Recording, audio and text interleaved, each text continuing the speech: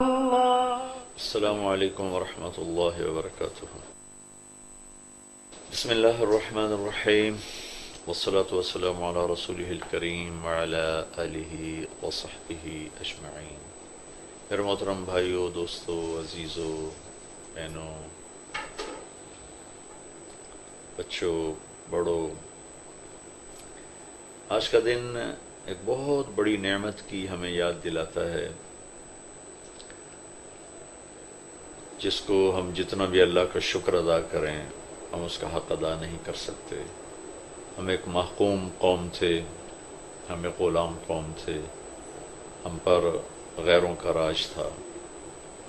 اللہ تعالیٰ نے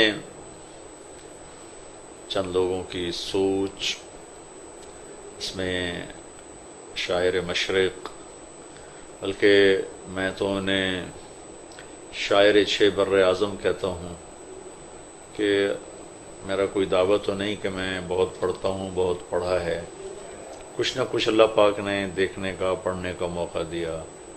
ایسا شاعر عرب عجم میں نے نہیں دیکھا، میں نے نہیں سنا۔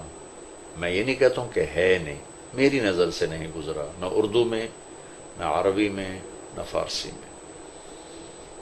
کیا کلام ہے، کیا اللہ کی عطا ہے۔ تو ہم 96 میں گئے تھے انڈونیشیا، تو وہاں کے صدر حبیبی تھے، ان سے ملاقات ہوئی تو انہوں نے کہا ہم نے یہاں تحریک آزادی جو چلائی، آپ کے شاعر اقبال کی شاعری کو اپنی لینگویج میں ٹرانسلیٹ کیا، اور آپ کے قائد محمد علی جناح رحمۃ اللہ علیہ کی تقریروں کو، خطبات کو اپنی زبان میں ٹرانسلیٹ کر کے ہم نے اپنی تحریک آزادی کو چلایا۔ جو بڑا دکھ ہوا کہ میری قوم تو جانتی نہیں اقبال کون ہے، جناح کون ہے۔ ایک شخصیت تک جانتے ہیں، لیکن وہ کیسے انسان تھے، کتنے عظیم تھے، کیسے نظریات تھے، کیا صفات تھیں، اس سے بے بہرا ہیں۔ سب سے پہلا تصور تو اقبال رحمۃ اللہ علیہ نے دیا کہ ایک الگ ہمیں اللہ ٹکڑا دے جہاں ہم اللہ کی مرضی کے مطابق زندگی گزاریں۔ اس خواب کی تعبیر اللہ نے پوری کروائی محمد علی جناح رحمۃ اللہ تعالی علیہ، جنہیں ہم محبت سے قائد اعظم کہتے ہیں۔ بے شک وہ اس خطے کے قائد اعظم تھے، اور اس شخص نے ٹی بی کے ساتھ اور بیماریوں کے ساتھ دنیا کی سب سے بڑی طاقتور قوم سے ٹکر لی۔ ان کو تلوار سے نہیں فتح کیا، توپوں سے نہیں فتح کیا، اپنی قوت اخلاق سے، قوت دلیل سے اور قوت صفات سے فتح کیا ہے۔ پر ہمارے نصیب میں ان کی قیادت بہت تھوڑی لکھی تھی کہ اللہ تعالیٰ نے ان کو 1 سال بعد ہی اٹھا لیا۔ تو یہ خواب دیکھا تھا اقبال رحمۃ اللہ علیہ نے، اس کو تعبیر دی، تعبیر تو اللہ نے دی، اس کی تکمیل اللہ نے کروائی قائد اعظم محمد علی جناح رحمۃ اللہ تعالی علیہ سے۔ اللہ ان دونوں کی قبروں کو نور سے بھرے۔ میں ان کے لیے ایصال ثواب کرتا رہتا ہوں، آپ سے بھی عرض کرتا ہوں کہ ان کے لیے ایصال ثواب کیا کریں۔ تو 14 اگست کو اللہ تعالیٰ نے ہمیں یہ خطہ دیا۔ اس کی تاریخ کیا ہے وہ اتنے تھوڑے وقت میں کیسے بتا سکتا ہوں، نہ ہی آج کسی کے پاس اتنا ٹائم ہے کہ وہ اس کو سنے۔ بہرحال بن گیا، اتنا ہی میں بتاتا ہوں کہ بہت بڑی قربانیوں کے بعد یہ ہمیں ٹکڑا ملا، اور اسلامی تاریخ میں 2 ریاستیں نظریاتی طور پر وجود میں آئیں اور نظریہ حق کی بنیاد پر وجود میں آئیں، اسلام کی بنیاد پر وجود میں آئیں۔ ایک مدینہ کی ریاست جس کو اللہ تعالیٰ نے جناب رسول اللہ صلی اللہ تعالی علیہ وسلم اور مہاجرین مکہ رضی اللہ تعالی عنہم اور انصار مدینہ رضی اللہ تعالی عنہم، ان 3 کے طفیل و ایک خوبصورت ریاست کو وجود بخشا، جس سے اٹھی ہوئی لہر نے 1000 سال تک مسلمانوں کو اڑان بخشی اور آپس کی لڑائی جھگڑوں کے باوجود عروج اور اقتدار انہی کے دروازے پہ کھڑا رہا. پھر جب صفات گھٹتے گھٹتے گھٹتے وہ ہو گئیں، اللہ کے دین سے ٹکر لے لی، پھر 200 سال ہمیں گرتے گرتے گرتے 200 سال لگے، گرنے میں 200 سال لگے، اور پچھلے اب 200 سال سے ہم ذلت پستی کی آخری حدوں کو چھو رہے ہیں، اور اس میں نہ کسی طاقت نے ہمیں فتح کیا ہے، نہ کسی ٹیکنالوجی نے ہمیں فتح کیا ہے. کھوکھلی دیوار کو گرنے کے لیے کون سے دھکے کی ضرورت ہوتی ہے، دیمک زدہ لکڑی کو گرنے کے لیے کون سے آرے کی ضرورت، کٹنے کے لیے کون سے آرے کی ضرورت ہوتی ہے. جب قومیں صفات کھو دیتی ہیں تو ایک دیمک زدہ لکڑی ہوتی ہیں، وہ ایک شکستہ کھوکھلی دیوار ہوتی ہیں، انہیں ہلکا سا ہوا کا جھونکا بھی گرا دیتا ہے. 2 صدیوں سے چھایا ہوا ہم پر جو زوال ہے، اس کے پیچھے ہماری ٹیکنالوجی کی کمزوری کوئی بڑی چیز نہیں ہے. ہم نے ہمیشہ پوری دنیا میں امت نے راج کیا کمزور ٹیکنالوجی کے ساتھ، جس کی سب سے بڑی دلیل بدر کی جنگ ہے، اور اس پر پوری کتابیں ہیں کہ کس طرح اللہ تعالیٰ کی غیبی مدد ان کے ساتھ ہوتی تھی، اور کیسے انہوں نے اللہ کی غیبی تائید کے ساتھ باطل کے بڑے بڑے نقشوں کو توڑ دیا. اب 56 ملک ہیں دنیا میں اور ذلت اور پستی کی انتہا پر ہیں. اس کا سبب ایک درجے میں ہے، ٹیکنالوجی کا ذوف بھی ہے، میں اس کا انکار نہیں کرتا ہوں، لیکن سب سے بڑا سبب اخلاقی کمزوری ہے، اخلاقی پستی ہے، کردار کی پستی ہے، جس نے ہمیں ختم کر کے رکھ دیا، رسوا کر کے رکھ دیا. ہمارے بڑوں نے نعرہ دیا تھا پاکستان کا مطلب کیا، لا الہ الا اللہ. ہاں، تو میں بتا رہا تھا مدینے کی ریاست وجود میں آئی، اور دوسری ریاست 14 اگست 1947 27 رمضان المبارک کو اللہ تعالیٰ نے ایک بہت خوبصورت ٹکڑا خطہ ہمیں عطا فرمایا، اور یہ اس کو رمضان سے جوڑا، شب قدر سے جوڑا. یہ اتفاق سے نہیں ایسا ہو گیا کہ اتفاقاً 14 اگست اور 27 رمضان آپس میں اکٹھے ہو گئے. اللہ کا غیبی ارادہ وجود میں آیا، اور یہ خوبصورت جوڑ بیٹھا، سنجوگ بیٹھا ہوا کہ ایک طرف شب قدر تھی، 27 رمضان تھی، اور ایک طرف 14 اگست تھی، یعنی 13 اور 14 کی درمیانی رات تھی جب اللہ پاک نے ہمیں اس خطے کی نعمت عطا فرمائی. ہمارے بڑوں نے خواب دیکھا کہ ہم ایک خطے میں اللہ کے دین کو زندہ کریں گے، چلیں گے، محبتیں ہوگی، الفتیں ہوگی، بڑوں کی عزت ہوگی، بیٹی کی چادر میلی نہ ہوگی، ماں کی عزت پہ آنچ نہ آئے گی، باپ کے احترام پہ حرف نہ آئے گا، پڑوسی کبھی بھوکا نہ سوئے گا، مظلوم کبھی عدالت کے آئینی دروازوں سے نہیں ٹکرائے گا، بیمار کبھی بغیر علاج کے مرنے جائے گا، دکھ درد بانٹے جائیں گے، محبتیں تقسیم ہوں گی، اور پتہ نہیں کیا کیا خواب دیکھے تھے. لیکن 6 لاکھ جانیں اس پر قربان ہوئی. راوی ستلج جناب لاشوں سے بھر کے بہے، معصوم بچے سے لے کر 80-90 سال کے بوڑھے تک، معصوم بچیوں سے لے کر 80-90 سال کی بوڑھی عورتوں تک، اور کتنی بچیوں کی عزتیں نیلام ہوئیں، کتنی بچیوں کی عزتیں نیلام ہوئیں، کتنی نسلیں وہیں رہ گئیں. لیکن ان کا خواب بہت خوبصورت تھا، اور اسی کے لیے گھر چھوڑے جا رہے تھے، وطن چھوڑے. وطن چھوڑنا کوئی آسان کام ہوتا؟ میرے نبی نے مکہ چھوڑتے ہوئے فرمایا تھا، یا مکہ ما اطیبک من بلد و احبک الی لولا ان قوم یخرجون منک لما سکنت غیرک. اے مکہ تو مجھے کتنا محبوب ہے. یہ نبی کہہ رہے ہیں، میں کیسے نہ کہوں کہ مجھے پاکستان سے محبت نہیں.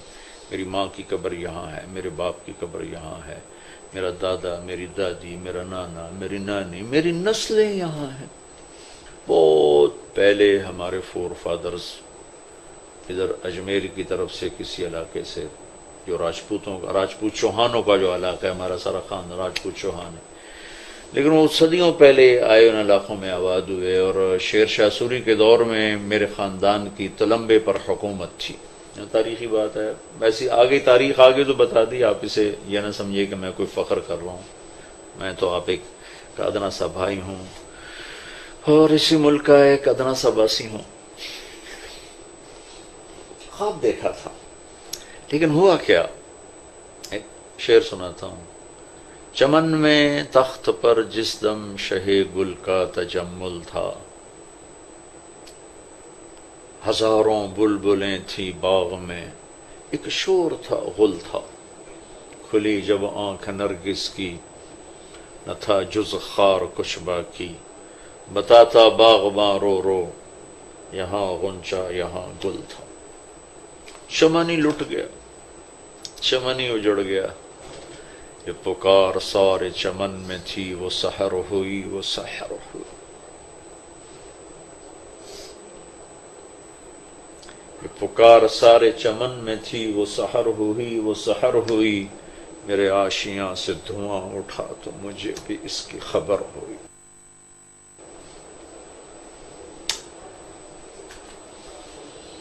آج کا پاکستان اس لیے نہیں بنایا گیا تھا کہ زنا کے اڈے قائم ہوں، شراب کے بھٹیاں چلیں، جوا پولیس کی نگرانی میں ہو، زنا کے اڈے پولیس کی نگرانی میں ہو، چور ڈاکوؤں کے پشت پناہ طاقتور لوگ ہوں۔ اس لیے نہیں قائم ہوا تھا۔ ماؤں کی عزت، والد کا، باپ کا احترام، وہ ایک بھولی بسری داستان بن جائے۔ اس لیے نہیں بنا تھا کہ بیٹیوں کی عزتیں نیلام ہوں، عزت داروں کی بچیاں بک جائیں، قتل و غارت کے بازار گرم ہو جائیں، مذہب کے نام پہ قتل۔ انسان ہیں یا جنونی ہیں یا دیوانے ہیں، اپنے پاؤں پہ کلہاڑیاں مار کے کہہ رہے ہیں ہم ٹھیک کر رہے ہیں۔ خودکشی کو کون حلال کہتا ہے؟ مسلمان ایک دوسرے پہ اگر تلوار اٹھا رہا ہے، گردن کاٹ رہا ہے، تو پھر میں یہودیوں کو کیا گلا دوں؟ کراچی میں روزانہ کتنے قتل ہو رہے ہیں، کون قتل کر رہا ہے؟ عیسائی، یہودی، ہندو، سکھ، دہریے، یہ اپنے ہی اپنوں کے سینے میں خنجر اتار رہے ہیں، اپنے ہی اپنوں کی عزتیں لوٹ رہے ہیں۔ یہ خواب ہمارے بڑوں نے نہیں دیکھا تھا۔ ناچ گانے کی محفلیں ہوں، مخلوط تعلیم کے ٹی وی پہ دلائل آ رہے ہوں کہ لڑکے لڑکیوں کا اکٹھے پڑھنا کہاں ناجائز۔ ہاں میں سوئی قوم کو نہیں جگا سکتا۔ بہرحال میرے عزیزو، میں بتانا تو تاریخ چاہتا تھا، لیکن میں دکھی ہو گیا۔ یہ میری بات نہیں ہے یا میری کوئی خطابت نہیں ہے، یہ میرے درد کی پکار ہے، میرے دکھ کی صدا ہے، میرے زخموں کی یہ آہ و بکا ہے، میرے اندر کے درد ہیں، میرے نالے ہیں، میری آہیں ہیں، اپنے دکھ کی فریاد ہوں۔ اجڑتے چمن کو دیکھ کر روتا ہوا مالی ہوں۔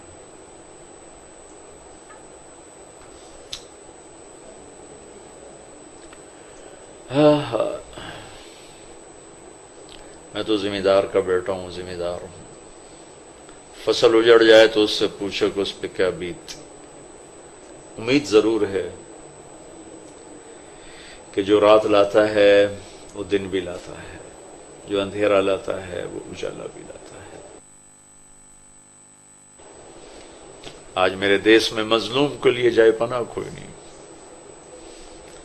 میں طاقتور سے گلہ نہیں کر رہا، میرے دیس کا غریب بھی ظالم ہے، بہت ظالم ہے۔ طاقتور تو ہے ہی ہے، غریب بھی ہے۔ میرے دیس میں وکیل بکتا ہے، انصاف کا قلم بکتا ہے، غریب کے لیے اور قانون ہے، مالدار کے لیے اور ہے، حکمران کے لیے اور ہے، طاقتور کے لیے اور۔ یہ خواب ہمارے بزرگوں نے نہیں دیکھا تھا۔ اس نبی کی امت ہیں جس نے فرمایا تھا یہ تو فاطمہ مخزومیہ ہے چوری کرنے والی جس کی تم سفارش لے کر آئے ہو، یہاں فاطمہ بنت محمد بھی چوری کرتی تو میں اس کا ہاتھ کاٹ دیتا۔ جنت کی عورتوں کی سردار، حسنین کی ماں، اسد اللہ الجبار علی بن ابی طالب، اللہ کی نشانیوں میں سے ایک نشانی ان کی اہلیہ، اور ان سب سے بڑی نسبت محمد مصطفیٰ صلی اللہ علیہ وسلم کی سب سے محبوب صاحبزادی 4 بیٹیوں میں سے۔ یہ خواب نہیں دیکھا تھا۔ بہرحال خواب تو اچھا دیکھا تھا، تعبیر بڑی بھیانک نکلی ہے، ڈراؤنی ہے۔ میں نے کبھی ہندو سکھ عیسائیوں کا گلہ نہیں کیا، اس لیے نہیں کہ میری کوئی ان سے دوستی ہے، اس لیے کہ میرا دیس تو اپنوں کا مارا ہوا ہے، میرے دیس کو تو اپنوں نے لوٹا ہے۔ صبح اٹھ کے جو اخباروں میں تڑپتے لاشوں کی خبریں ہوتی ہیں، ان کے قاتل کوئی ہندو سکھ عیسائی یہودی نہیں، اپنے ہی ہیں۔ کبھی قوم پہ نام پہ قتل ہے، کبھی جائیداد پر قتل ہے، کبھی جھوٹی غیرت کے نام پر قتل ہے۔ بیٹا ساری زندگی زنا کرتا ہے، چھپاتے رہتے ہیں، بیٹی سے خطا ہو جائے تو وٹ دیو ٹک دیو۔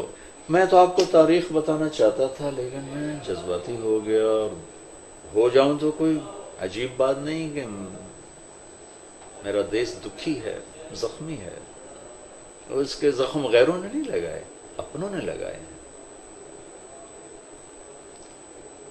باہر سے کوئی نہیں آیا، یہاں سود کے نظام باہر سے نہیں چلے، یہاں شراب کی محفلیں باہر سے نہیں لگائیں، یہاں ناچنے والی کے پاؤں کا گھنگرو وہ کسی غیر مسلموں کی محفل میں نہیں بج رہا، اس کی چھن چھن اہل ایمان کے اندر ہے، وہ خود بھی اہل ایمان ہے، اسے نچانے والے بھی اہل ایمان ہونے کا دعویٰ کر رہے ہیں۔ بے حیائی، بے غیرتی کا نام تہذیب رکھ کر دانشور ٹی وی پہ بڑے بڑے دلائل دے رہے ہیں، بڑا حوصلہ ہے، جیسے اللہ کی جہنم بجھ گئی ہے، اللہ کی جنت آگ لگ گئی ہے، اللہ دیکھ نہیں رہا، سو گیا ہے، کیا کروں؟ پھر رشوت، پھر دھوکہ، پھر فراڈ، خیانت، ملاوٹ، کھوٹ، جال سازی، اس میں کس کی سازش ہے؟ کم زوال شدہ قومیں ہمیشہ کہتی فلانے یا کیتا، فلانے ہو کیتا، میں نے کیا ہے۔ اس دیس کی پر جو آئی ہوئی کالی رات ہے، میں طارق جمیل اس کا سبب، آپ سننے والے اس کا سبب۔ اپنے اندر اسباب تلاش کر۔ تجھے کیوں فکر ہے اے گل دلے صد چاک بلبل کی، اپنے پیرہن کے چاک تو پہلے رفو کر لے، وفی انفسکم افلا تبصرون، اپنے من میں ڈوب کر پا جا سراغ زندگی، دل دریا سمندروں ڈوبے کون دلاں دیاں جانے ہو، وچے بیڑے وچے جھیڑے وچے ونج مہانے ہو۔ سلطان العارفین رحمت اللہ علیہ۔ تو آؤ بھائی اس نعمت کا شکر ادا کریں، جیسے لوگ شب قدر میں جاگتے ہیں، شب معراج میں جاگتے ہیں، شب بارات میں جاگتے ہیں، 14 اگست کی رات بھی جاگیں گے۔ ہمارے بچے ون ویلنگ سے تباہ کر رہے ہوتے ہیں، اپنی جانوں کو بھی برباد کرتے ہیں، لوگوں کی زندگی بھی خوار کرتے ہیں، سلنسر نکال کے پاگلوں کی طرف بھاگ رہے ہیں، شرابیں پی رہے ہیں، ناچ رہے ہیں۔ یہ اللہ کی نعمت کا شکر ادا ہو رہا ہے۔ جن چیزوں سے اللہ نے روکا اسی سے اس کا شکر ادا کرے، اسے بغاوت کر کے اس کا شکر ادا کر۔ تو او بھائی ہم سب اس رات کو اللہ کے سامنے روئے دھوئیں۔ یہ میری بات یاد رہے، میں کوئی ایسے آدمی نہیں ہوں، لیکن انقلاب ایسے نعرے سے نہیں آتا، جلسے جلوسوں سے نہیں آتا، اپنے آپ کو بدلیں گے، یہ انقلاب کا اصل راستہ ہے۔ میں اپنے آپ کو بدلوں، میں ٹھیک ہو جاؤں۔ اور میں تقریباً ہر بیان میں یہ بات دہرا رہا ہوں، بڑے بڑے عیوب کا ہم شکار ہیں۔ اجتماعی طور پر ہم کوشش کریں، ہم جھوٹ چھوڑ دیں، ظلم چھوڑ دیں، بددیانتی چھوڑ دیں. یہ تین بڑی چیزیں. ایک ظلم دفتر میں ہے، سب کو پتہ ہے، یہ راشی ہے، یہ لے رہا ہے، یہ دے رہا ہے، یہ بیچارہ اس کو وہ بھیڑیا بن کر بیٹھا، اسے کچھ پرواہ نہیں ہے کہ یہ کہاں سے آیا ہے، اس کی کیا ضرورت ہے. یہ قاتل ہے، یہ مقتول ہے، یہ ظلم ہے. یہ جھوٹے پرچے دے رہا ہے، یہ ظالم ہے، یہ مظلوم ہے. یہ زمین دبا گیا، یہ ظالم ہے، یہ مظلوم ہے. یہ سب کو معلوم ہے. یہ کسی کے مکان پہ قبضہ کر گیا، یہ چوری کر لی، ڈاکہ ڈال، سب کو معلوم. ایک ظلم وہ ہے جس کی طرف دھیان ہی نہیں. وہ ہماری چار دیواریوں کے اندر، ہمارے کمروں کے اندر، ہمارے گھروں کے اندر ظلم ہے. وہ خامن کا ظلم ہے بیوی پر، یا بعض بیویوں کا انتہا درجے کا بد اخلاقی اور بد زبانی کا مظاہرہ ہے اپنے خامند کے لیے، اس کے ماں باپ کے لیے. ایک ظلم ہے سسرال ساس سسر کا بہو پر. ایک ظلم ہے خامند بیوی کا مل کر اپنے ماں باپ پر. ایک ظلم ہے خامند کی بہنوں کا اپنی بھابھی پر، خامند کے بھائیوں کا اپنی بھابھی پر. ایک ظلم ہے بچی کے ماں باپ کا شادی کے بعد بھی اپنی بچی کو اپنے قابو میں رکھ کے چلانے کا پر. یہ ساری ظلم کی وہ شکلیں ہیں جن کو شاید آپ کبھی ظلم سمجھتے نہیں ہوں گے. لیکن نہ ہمیں پیکا بنانا آیا ہے، نہ سسرال بنانا ہے. نہ پیکے بس سے نہ ساورے، دھوبی کا کتا نہ گھر کا نہ گھاٹ. نہ خامد بن کے چلنا آیا، نہ بیوی بن کے چلنا آیا، نہ ماں باپ بن کے چلنا آیا، نہ ساس سسر بن کے چلنا آیا. یہ وہ ظلم ہے جو بہت خوفناک، بہت خوفناک. میں آپ سے ہاتھ جوڑ کے ساری خواتین سے کہتا ہوں، آج تم بیوی ہو، کل ماں بنو گی، پرسوں ساس بنو گی. جب وہ ماں بنتی ہے تو ایک سراپا محبت کی تصویر ہوتی ہے، جب وہ ساس بنتی ہے تو سراپا نفرت بن جاتی ہے. کیوں؟ جب وہ باپ ہوتا ہے وہ شفقت کا پیکر ہوتا ہے، جب وہ سسر بنتا ہے تو نفرت اس کے اندر بھر جاتی. بہن اپنے بھائی کے لیے اور جذبہ رکھتی، بھابھی کے لیے نفرت کیوں آ جاتی؟ یہ ہر گھر کی کہانی. کہیں اس کا الٹ بھی ہے. آنے والی بیوی ایسی بدتمیز ہوتی ہے کہ وہ خامد کی عزت کو بھی اڑا دیتی ہے، اس کے ماں باپ کی عزت کو بھی اڑا دیتی ہے. کیوں؟ ہاں، یہ بھی بہت بڑا ظلم ہے. اس پر بھی اللہ کی رحمت اٹھ جاتی ہے. تو بھائی بہنوں، ہم اپنے ملک کو ظلم سے پاک کریں، جھوٹ سے پاک کریں، دھوکے سے پاک کریں، کبیرہ گناہوں سے پاک کریں. ہو جائے فوراً توبہ کریں، آپس میں لڑے ہوئے صلح کریں. کبھی ایک دوسرے سے مستقل لڑے نہ رہیں. ہو جاتی اونچ نہیں، 3 دن کے اندر اندر صلح کریں، ورنہ نہ اللہ اسے دیکھے گا نہ اسے دیکھے گا. اپنی حکومت کے خیر خواہ ہوں، اپنے محکموں کے خیر خواہ ہوں، بے جا کسی پر تنقید نہ کریں. یہ ہمارا دیس ہے، ہم نے چلانا ہے. پتہ نہیں اور تو کوئی یہ کہتا ہے کہ نہیں کہتا، میں ضرور کہتا ہوں، ٹیکس ادا کریں. بڑے بڑے دیندار فتویٰ لے کے بیٹھے ہوئے کہ ٹیکس کی چوری جائز ہے، ٹیکس کی چوری جائز. میں مفتی تو ہوں نہیں کہ میں کہوں کہ نہیں یہ فتویٰ غلط ہے، میں اس کو چیلنج نہیں کرتا ہوں. میں یہ ضرور کہتا ہوں کہ دل نہیں مانتا کہ آپ چند پیسے کے لیے جھوٹ بولنا تو حرام ہے. ہاں، جان پہ بن جائے تو ٹھیک ہے، جھوٹ بولو، لیکن پیسہ بچانے کے لیے جھوٹ بولنا. پھر اس میں رشوت آئے گی کہ آپ انکم ٹیکس والوں کو اپنے ساتھ میں لائیں گے، کچھ پیسے ان کو دیں گے اور کچھ پیسے وہ گورنمنٹ کے کھاتے میں جمع کرائیں گے، باقی آپ کھا جائیں گے. تو اس ایک صرف یہ نہیں کہ ٹیکس بچانا جائز ہے اور اس کے لیے جھوٹ بولنا جائز ہے، اس کے اور کتنے گناہ ساتھ شامل ہوتے ہیں. انکم ٹیکس والوں کا ظلم ہے، عظیم ہے، جو حکومت پر بھی ظلم کر رہے ہیں اور اپنے اوپر بھی کر رہے ہیں کہ حرام کھا رہے ہیں، حرام کھائی جا رہے ہیں، کھائی جا رہے ہیں.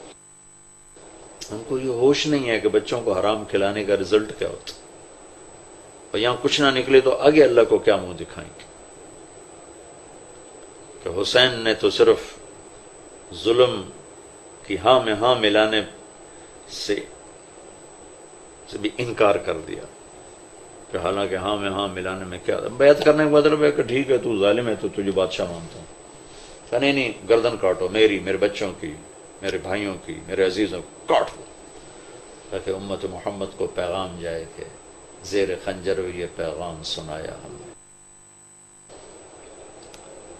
اور آج انہی کے ماننے والے چھریاں ہاتھ میں اور عزتیں پائمال اور حرمتیں پائمال اور پیسے پر ایمان، غیرت، حیا، تقدس، ہر شے کے صدقت۔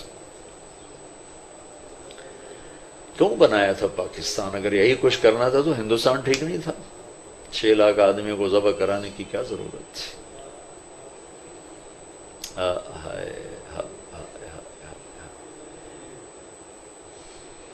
تو بہت لمبی ہوگی بات، میں تو چھوٹے چھوٹے کلپ دیا کرتا ہوں، لیکن بس جذبات میں آگے چلا گیا۔ میں عرض کر رہا تھا اس ملک کی خدمت کریں، ٹیکس ادا کریں، جھوٹ نہ بولیں، دو اپنے رجسٹر نہ بنائیں کہ حکومت کو دکھانے کے لیے اور اپنے لیے اور انکم ٹیکس والوں کے لیے، اور حکومت والوں سے کہتا ہوں ایسے ظالمانہ ٹیکس نہ لگائیں کہ آپ لوگوں کو چوری کرنے پر مجبور کر دیں۔ اب ایسے معتدل اعتدال کے ٹیکس لگائیں، ہر کوئی خوشی سے ادا کر۔ پھر آگے حکومت کے کرندے بھی تو اس پر ظلم و ستم کرتے ہیں کہ اس کو اس قدر ناجائز استعمال کرتے ہیں، پھر دینے والوں کے دل کھٹے ہوتے ہیں۔ تو بہرحال اللہ تعالی ہمیں اس دیش کی قدر کی توفیق عطا فرمائے۔ آؤ بھائی ہم سچی توبہ کریں، اس نعمت کی قدر کریں اور اس ملک کو جھوٹ سے پاک کریں، ظلم سے پاک کریں، بددیانتی سے پاک کریں۔ کیسے کریں؟ اپنی ذات سے چھوڑ دیں، اس ملک کو خوبصورت بنائیں، عدل کے ساتھ، سچائی کے ساتھ، دیانت کے ساتھ۔ کیسے کریں؟ اپنی ذات سے شروع کر دیں۔ ماں باپ کو عزت دو، بیویوں سے محبت کرو، بیوی سے اظہار محبت میرے نبی کا طریقہ ہے۔ عمرو بن عاص نے پوچھا یا رسول اللہ آپ کو سب سے زیادہ کس سے پیار ہے؟ فرمایا مجھے اپنی بیوی عائشہ سے سب سے زیادہ پیار۔ برملا فرمایا آپ، یہاں کوئی بیوی سے اظہار محبت کرے گیا تھا تو رن مرید بن گیا تھا، زن مرید تھا، رنو ہو گیا، انہوں تو اور کوئی نگاہ ہی نہیں عمدہ۔ بہنیں ذلیل کر دیتے ہیں، ماں باپ ذلیل کر دیتے ہیں، بھائی ذلیل کر دیتے ہیں۔ خامدوں سے کہتا ہوں بیویوں کو پروٹیکشن دو، ان کو عزت دو، احترام دو، نوکر بنا کے نہ رکھو۔ ماں باپ کی خدمت خود کرو، ماں باپ تمہیں قتل بھی کرے تو گردن پیش کرو، لیکن تمہاری بیوی پہ زیادتی کریں سامنے آ جاؤ کہ نہیں ابا اماں معاف کرو، مجھے جو کہنا ہے کہو، اسے کچھ نہ کہو۔ بیویوں سے کہتا ہوں خامد کو عزت دو، شادی کے بعد تمہارے ماں باپ کا تم پہ حق تھوڑا ہے، تمہارے خامد کا حق تم پر زیادہ ہے۔ خامد کے ماں باپ کو اپنے ماں باپ سمجھو، ان کو عزت دینا اپنی عزت سمجھو، ان کی خدمت کرنا اپنی سعادت سمجھو۔ بہنوں سے کہتا ہوں کہ آنے والی اپنی بھابھی کو اپنی بہن بنا کر رکھو۔ لگائی بجھائی، حسد، بغض، اسی معاشرے میں رہتا ہوں، ہر وقت یہ دیکھتا ہوں، دل جلتا ہے، دیکھ تو دل کے جان سے اٹھتا ہے، یہ دھواں سا کہاں سے اٹھتا ہے، کور کس دل جلے کی ہے یہ فلک، دھواں صبح و شام یہاں سے اٹھتا ہے۔ میر تقی میر مرحوم یاد آ گیا۔ اب تو اردو بھی ڈر لگتا ہے، پتہ نہیں یہ کسی کو سمجھ میں آئیں گے کہ نہیں آئیں گے، جو کہ اردو لکھنا پڑھنا سیکھنا بھی بھولتے جا رہے ہیں ہم لوگ۔ اس ظلم و ستم سے اپنے نوکروں پہ زیادتی نہ کریں، گالیاں نہ دیں، مارے نہیں، تھپڑ نہ ماریں۔ ہمارے ذمہ داروں میں نوکروں پہ بہت ظلم ہوتا ہے، بہت ظلم ہوتا ہے، بہت ظلم ہوتا ہے۔ اب تو شہروں میں بھی یہی حال ہے، جس کے بعد 4 پیسے آتے ہیں وہ نوکروں کو انسان ہی نہیں سمجھتا۔ میں ڈیرے میں بیٹھا تھا، ایک ہمارا کمی آ گیا، رونے لگا۔ ہمارے کسی عزیز نے اس کو بہت گالیاں نکالی، وہ رونے لگا۔ کی ہو جائی باجی میاں صاحب، غریب دی نہ ماں ہوندی ہے، نہ بہن ہوندی ہے، نہ دھی ہوندی ہے، یہ صرف ذمہ داراں دیاں بہناں ہوندیاں تے ماما ہوندیاں، ساڈی کوئی نہیں ہوندی۔ جتھے مرضی آوے پن چھڈو، پن چھڑنا ہماری زبان کہتے ہیں گالیاں دینا۔ نوکروں پر وہ ظلم و ستم ہے کہ زمین آسمان کانپ اٹھتے ہیں۔ وہ تم دوست جس کے دشمن اس کا آسمان کیوں؟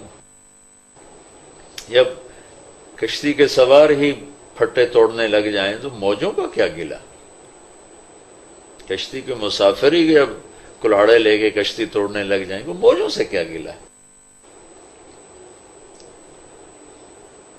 ہم بھائی اپنے دیس کو خوبصورت بنائیں. صبح اٹھ کے ہم نہیں جھاڑو دیتے, ہمارے جن کے پاس 4 پیسے ہیں ان کے نوکر جھاڑو دے رہے ہوتے ہیں, جن کے پاس اتنے وسعت ہیں خود ہماری خواتین جھاڑو دے رہی ہوتی ہیں. تو اب ہم اپنے ان 4 صوبوں کے آنگن کو صاف کریں. بلوچ پنجابی نفرت مٹائیں, سندھی پنجابی نفرت پٹائیں, پٹھان پنجابی نفرت مٹائیں, شہری دیہاتی نفرت مٹائیں, محبت کریں, محبت کریں. میرے نبی نے پوچھا دین کا سب سے مضبوط عمل کون سا ہے؟ صحابہ نے کہا نماز. ہم نے کہا نہیں. جہاد نہیں. روزہ نہیں. حج نہیں. کہا جی پھر کیا ہے؟ کہا محبت. دین کا سب سے مضبوط عمل محبت. ہم اپنے دیس کو خوبصورت کریں محبت کے ساتھ, دیانت کے ساتھ, اور اللہ کے واسطے مذہب کے نام پہ نفرت پھیلانا چھوڑ دو. علماء کے سامنے ہاتھ جوڑتا ہوں, دین کو پیش کرو, فرقہ واریت کو ہوا نہ دو, اپنے مسلک مذہب پہ پکے رہو, دوسروں کا احترام. سب کو جنت میں جانے دو, اللہ کی جنت بہت بڑی ہے. میں تو سمجھتا ہوں پاکستان میں کوئی مسلمان بھی ہیں کہ نہیں, چونکہ ہر ایک دوسرے کو کفر سے نیچے تو آتا ہی نہیں ہے. تو پھر جنت کہیں جاونا ہے؟ کوئی راہ انتا دیو جڑا جنت جاوے. سارے ہی دوزخی بن گئے تو جنت اللہ کی کرنی ہوتے, فرشتیاں نو واڑنے ہوتے. تو سیاسی اختلاف کرو احترام کے ساتھ, مذہبی اختلاف کرو احترام کے ساتھ,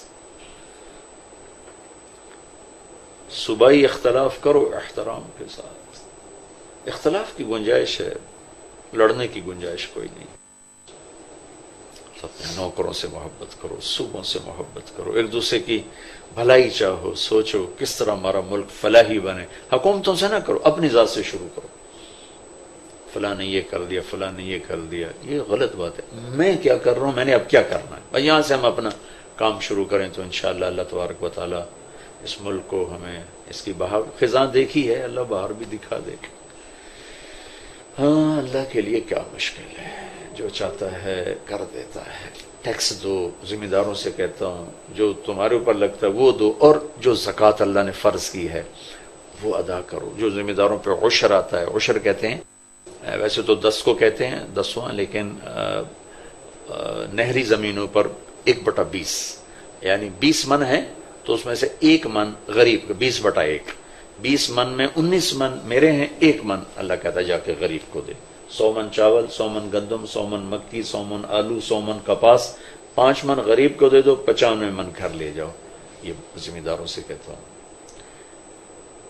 فصل کی زکوٰۃ ادا کریں, پیار محبت سے رہیں, الفت و محبت سے رہیں. مالداروں سے کہتا ہوں جو حکومت نے ٹیکس لگایا ہے ضرور ادا کریں, ضرور ادا کریں. اگر آپ اسے غلط بھی کہتے ہیں تو اس کو صدقے میں ڈال دیں کہ آپ کا صدقہ ہو گیا.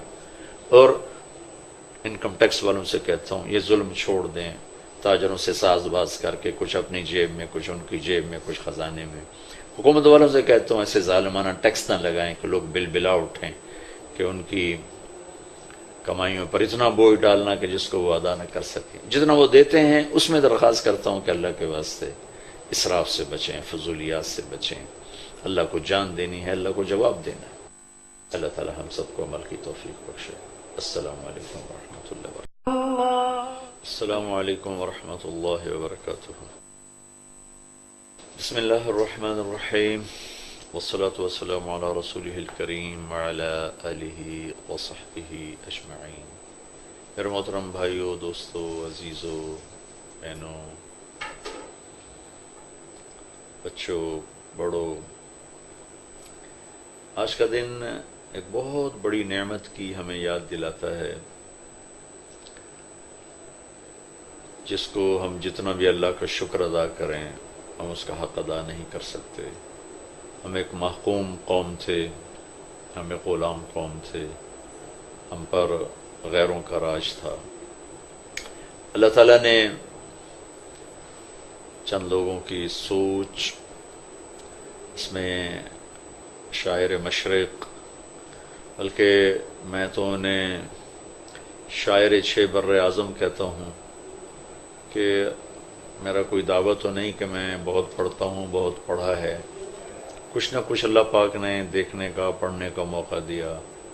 ایسا شاعر عرب عجم میں نے نہیں دیکھا, میں نے نہیں سنا.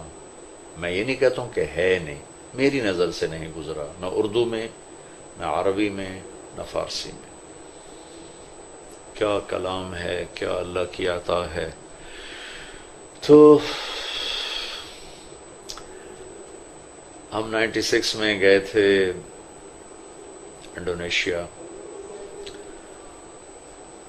تو وہاں کے صدر حبیبی تھے، ان سے ملاقات ہوئی تو انہوں نے کہا ہم نے یہاں تحریک آزادی جو چلائی، آپ کے شاعر اقبال کی شاعری کو اپنی لینگویج میں ٹرانسلیٹ کیا، اور آپ کے قائد محمد علی جناح رحمۃ اللہ علیہ کی تقریروں کو، خطبات کو اپنی زبان میں ٹرانسلیٹ کر کے ہم نے اپنی تحریک آزادی کو چلایا۔ جو بڑا دکھ ہوا کہ میری قوم تو جانتی نہیں اقبال کون ہے، جناح کون ہے۔ ایک شخصیت تک جانتے ہیں، لیکن وہ کیسے انسان تھے، کتنے عظیم تھے، کیسے نظریات تھے، کیا صفات تھیں، اس سے بے بہرا ہیں۔ سب سے پہلا تصور تو اقبال رحمۃ اللہ علیہ نے دیا کہ ایک الگ ہمیں اللہ ٹکڑا دے جہاں ہم اللہ کی مرضی کے مطابق زندگی گزاریں۔ اس خواب کی تعبیر اللہ نے پوری کروائی محمد علی جناح رحمۃ اللہ تعالی علیہ، جنہیں ہم محبت سے قائد اعظم کہتے ہیں۔ بے شک وہ اس خطے کے قائد اعظم تھے، اور اس شخص نے ٹی بی کے ساتھ اور بیماریوں کے ساتھ دنیا کی سب سے بڑی طاقتور قوم سے ٹکر لی۔ ان کو تلوار سے نہیں فتح کیا، توپوں سے نہیں فتح کیا، اپنی قوت اخلاق سے، قوت دلیل سے اور قوت صفات سے فتح کیا ہے۔ پر ہمارے نصیب میں ان کی قیادت بہت تھوڑی لکھی تھی کہ اللہ تعالیٰ نے ان کو 1 سال بعد ہی اٹھا لیا۔ تو یہ خواب دیکھا تھا اقبال رحمۃ اللہ علیہ نے، اس کو تعبیر دی، تعبیر تو اللہ نے دی، اس کی تکمیل اللہ نے کروائی قائد اعظم محمد علی جناح رحمۃ اللہ تعالی علیہ سے۔ اللہ ان دونوں کی قبروں کو نور سے بھرے۔ میں ان کے لیے اصال ثواب کرتا رہتا ہوں، آپ سے بھی عرض کرتا ہوں کہ ان کے لیے اصال ثواب کیا کریں۔ تو 14 اگست کو اللہ تعالیٰ نے ہمیں یہ خطہ دیا۔ اس کی تاریخ کیا ہے وہ اتنے تھوڑے وقت میں کیسے بتا سکتا ہوں، نہ ہی آج کسی کے پاس اتنا ٹائم ہے کہ وہ اس کو سنے۔ بہرحال بن گیا، اتنا ہی میں بتاتا ہوں کہ بہت بڑی قربانیوں کے بعد یہ ہمیں ٹکڑا ملا، اور اسلامی تاریخ میں 2 ریاستیں نظریاتی طور پر وجود میں آئیں اور نظریہ حق کی بنیاد پر وجود میں آئیں، اسلام کی بنیاد پر وجود میں آئیں۔ ایک مدینہ کی ریاست جس کو اللہ تعالیٰ نے جناب رسول اللہ صلی اللہ تعالی علیہ وسلم اور مہاجرین مکہ رضی اللہ تعالی عنہم اور انصار مدینہ رضی اللہ تعالی عنہم، ان 3 کے طفیل و ایک خوبصورت ریاست کو وجود بخشا، جس سے اٹھی ہوئی لہر نے 1000 سال تک مسلمانوں کو اڑان بخشی، اور آپس کی لڑائی جھگڑوں کے باوجود عروج اور اقتدار انہی کے دروازے پہ کھڑا رہا۔ پھر جب صفات گھٹتے گھٹتے گھٹتے وہ ہو گئیں، اللہ کے دین سے ٹکر لے لی، پھر 200 سال ہمیں گرتے گرتے گرتے 200 سال لگے، گرنے میں 200 سال لگے، اور پچھلے اب 200 سال سے ہم ذلت پستی کی آخری حدوں کو چھو رہے ہیں، اور اس میں نہ کسی طاقت نے ہمیں فتح کیا ہے، نہ کسی ٹیکنالوجی نے ہمیں فتح کیا ہے۔ کھوکھلی دیوار کو گرنے کے لیے کون سے دھکے کی ضرورت ہوتی ہے، دیمک زدہ لکڑی کو گرنے کے لیے کون سے آرے کی ضرورت، کٹنے کے لیے کون سے آرے کی ضرورت ہوتی ہے۔ جب قومیں صفات کھو دیتی ہیں تو ایک دیمک زدہ لکڑی ہوتی ہیں، وہ ایک شکستہ کھوکھلی دیوار ہوتی ہیں، انہیں ہلکا سا ہوا کا جھونکا بھی گرا دیتا ہے۔ 2 صدیوں سے چھایا ہوا ہم پر جو سوال ہے، اس کے پیچھے ہماری ٹیکنالوجی کی کمزوری کوئی بڑی چیز نہیں ہے۔ ہم نے ہمیشہ پوری دنیا میں امت نے راج کیا کمزور ٹیکنالوجی کے ساتھ، جس کی سب سے بڑی دلیل بدر کی جنگ ہے، اور اس پر پوری کتابیں ہیں کہ کس طرح اللہ تعالیٰ کی غیبی مدد ان کے ساتھ ہوتی تھی، اور کیسے انہوں نے اللہ کی غیبی تائید کے ساتھ باطل کے بڑے بڑے نقشوں کو توڑ دیا۔ اب 56 ملک ہیں دنیا میں اور ذلت اور پستی کی انتہا پر ہیں۔ اس کا سبب ایک درجے میں ہے، ٹیکنالوجی کا ذوف بھی ہے، میں اس کا انکار نہیں کرتا ہوں، لیکن سب سے بڑا سبب اخلاقی کمزوری ہے، اخلاقی پستی ہے، کردار کی پستی ہے، جس نے ہمیں ختم کر کے رکھ دیا، رسوا کر کے رکھ دیا۔ ہمارے بڑوں نے نعرہ دیا تھا پاکستان کا مطلب کیا، لا الہ الا اللہ۔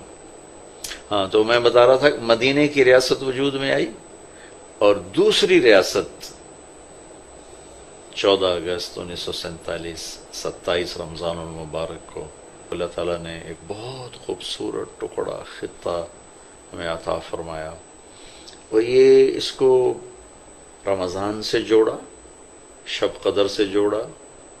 یہ اتفاق سے نہیں ایسا ہو گیا کہ اتفاقاً 14 اگست اور 27 رمضان آپس میں اکٹھے ہو گئے۔ اللہ کا غیبی ارادہ وجود میں آیا، اور یہ خوبصورت جوڑ بیٹھا، سنجوگ بیٹھا ہوا کہ ایک طرف شب قدر تھی، 27 رمضان تھی، اور ایک طرف 14 اگست تھی، یعنی 13 اور 14 کی درمیانی رات تھی جب اللہ پاک نے ہمیں اس خطے کی نعمت عطا فرمائی۔ ہمارے بڑوں نے خواب دیکھا کہ ہم ایک خطے میں اللہ کے دین کو زندہ کریں گے، اسے چلیں گے، محبتیں ہوگی، الفتیں ہوگی، بڑوں کی عزت ہوگی، بیٹی کی چادر میلی نہ ہوگی، ماں کی عزت پہ آنچ نہ آئے گی، باپ کے احترام پہ حرف نہ آئے گا، پڑوسی کبھی بھوکا نہ سوئے گا، مظلوم کبھی عدالت کے آئینی دروازوں سے نہیں ٹکرائے گا، بیمار کبھی بغیر علاج کے مرنے جائے گا، دکھ درد بانٹے جائیں گے، محبتیں تقسیم ہوں گی، اور پتہ نہیں کیا کیا خواب دیکھے تھے۔ لیکن 6 لاکھ جانیں اس پر قربان ہوئی، راوی ستلج چناب لاشوں سے بھر کے بہے، معصوم بچے سے لے کر 80-90 سال کے بوڑھے تک، معصوم بچیوں سے لے کر 80-90 سال کی بوڑھی عورتوں تک، اور کتنی بچیوں کی عزتیں نیلام ہوئیں، کتنی بچیوں کی عزتیں نیلام ہوئیں، کتنی نسلیں وہیں رہ گئیں۔ لیکن ان کا خواب بہت خوبصورت تھا، اور اسی کے لیے گھر چھوڑے جا رہے تھے، وطن چھوڑے۔ وطن چھوڑنا کوئی آسان کام ہوتا؟ میرے نبی نے مکہ چھوڑتے ہوئے فرمایا تھا، یا مکہ ما اطیبک من بلد و احبک الی لولا ان قوم یخرجون منک لما سکنت غیرک۔ اے مکہ تو مجھے کتنا محبوب ہے۔ یہ نبی کہہ رہے ہیں، میں کیسے نہ کہوں کہ مجھے پاکستان سے محبت نہیں۔ میری ماں کی قبر یہاں ہے، میرے باپ کی قبر یہاں ہے، میرا دادا، میری دادی، میرا نانا، میری نانی، میری نسلیں یہاں ہیں۔ بہت پہلے ہمارے فور فادرز ادھر اجمیر کی طرف سے کسی علاقے سے، جو راجپوت چوہانوں کا جو علاقہ ہے، ہمارا سارا خاندان راجپوت چوہان ہے، لیکن وہ صدیوں پہلے آئے ان علاقوں میں آباد ہوئے، اور شیر شاہ سوری کے دور میں میرے خاندان کی تلمبے پر حکومت تھی۔ تاریخی بات ہے، ویسی آگے تاریخ آگے تو بتا دی، آپ اسے یہ نہ سمجھیے کہ میں کوئی فخر کر رہا ہوں، میں تو آپ ایک ادنا سا بھائی ہوں، اور اسی ملک کا ایک ادنا سا باسی ہوں۔ خواب دیکھا تھا، لیکن ہوا کیا؟ ایک شعر سناتا ہوں۔ چمن میں تخت پر جس دم شہ گل کا تجمل تھا، ہزاروں بلبلیں تھی باغ میں، ایک شور تھا غل تھا، کھلی جب آنکھ نرگس کی، نہ تھا جز خار کچھ باقی، بتاتا باغباں رو رو، یہاں غنچہ یہاں گل تھا۔ چمن ہی لٹ گیا، چمن ہی اجڑ گیا، یہ پکار سارے چمن میں تھی، وہ سحر ہوئی، وہ سحر ہوئی۔ کہ پکار سارے چمن میں تھی، وہ سحر ہوئی وہ سحر ہوئی، میرے آشیاں سے دھواں اٹھا تو مجھے بھی اس کی خبر ہوئی۔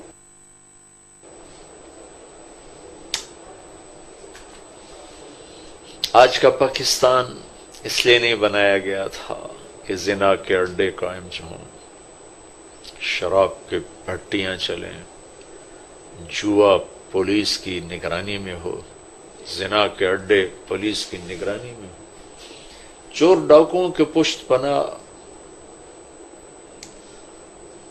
طاقتور لوگ ہوں۔ اس لیے نہیں قائم ہوا تھا۔ ماؤں کی عزت، والد کا، باپ کا احترام، وہ ایک بھولی بسری داستان بن جائے۔ اس لیے نہیں بنا تھا کہ بیٹیوں کی عزتیں نیلام ہوں، عزت داروں کی بچیاں بک جائیں، قتل و غارت کے بازار گرم ہو جائیں، مذہب کے نام پہ قتل۔ انسان ہیں یا جنونی ہیں یا دیوانے ہیں، اپنے پاؤں پہ کلہاڑیاں مار کے کہہ رہے ہیں ہم ٹھیک کر رہے ہیں۔ خودکشی کو کون حلال کہتا ہے؟ مسلمان ایک دوسرے پہ اگر تلوار اٹھا رہا ہے، گردن کاٹ رہا ہے، تو پھر میں یہودیوں کو کیا گلا دوں؟ کراچی میں روزانہ کتنے قتل ہو رہے ہیں، کون قتل کر رہے ہیں؟ عیسائی، یہودی، ہندو، سکھ، دہریے، یہ اپنے ہی اپنوں کے سینے میں خنجر اتار رہے ہیں، اپنے ہی اپنوں کی عزتیں لوٹ رہے ہیں۔ یہ خواب ہمارے بڑوں نے نہیں دیکھا تھا۔ ناچ گانے کی محفلیں ہوں، مخلوط تعلیم کے ٹی وی پہ دلائل آ رہے ہوں کہ لڑکے لڑکیوں کا اکٹھے پڑھنا کہاں ناجائز۔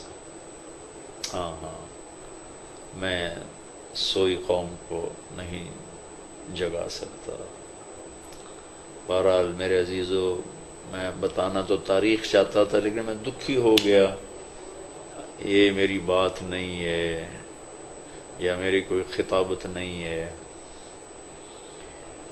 یہ میرے درد کی پکار ہے، میرے دکھ کی صدا ہے، میرے زخموں کی یہ آہ و بکا ہے، میرے اندر کے درد ہیں، میرے نالے ہیں، میری آہیں ہیں، اپنے دکھ کی فریاد ہوں۔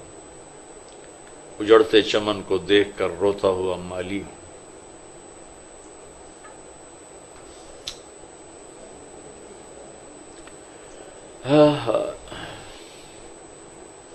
میں تو ذمہ دار کا بیٹا ہوں، ذمہ دار ہوں۔